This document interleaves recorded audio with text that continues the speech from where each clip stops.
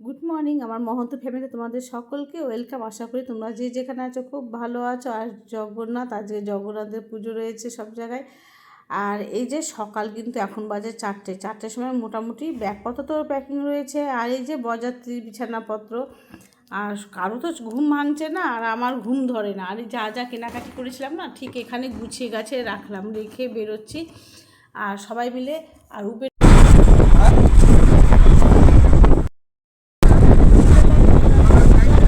হাওড়া স্টেশনে তো এলাম, জানি তো তোমার 6:50 ট্রেন রয়েছে, সেখানে শুনি 3 ঘন্টা পুরো লেট।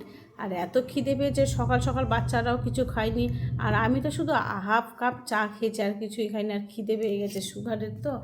আর এদিকে পুরিটা রয়েছে আমার মেয়েরা, ইডলি, মোটামুটি এই ক্যান্টিনের খাবারগুলো না বেশ ভালোই লাগলো। চাটা তো খাওয়া যায় না, কিন্তু চায়ের নেশা।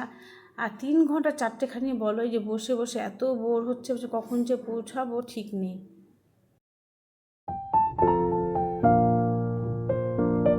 অনেক অপেক্ষার পর দীঘায় তো পৌঁছে গেছে। আর এখানে রুমে ঢুকতে ঢুকতে ঠিক 2:30 কিন্তু বেজে গেছে। মনে হচ্ছে না যে আজকে সমুদ্রে কোথাও বা স্নান করতে পারবো কিছু।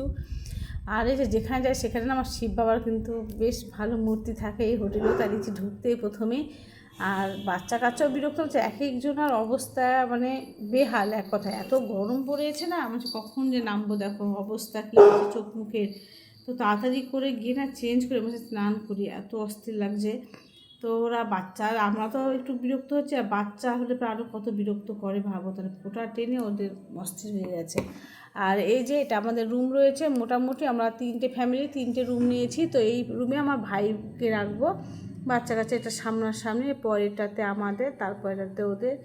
আর এসে দেখি চায়ের ব্যবস্থা রয়েছে, তো সেই লোক সামলানো তো যায় না, আমরা আগে চা খাই তারপরে কোনো কিছু করব।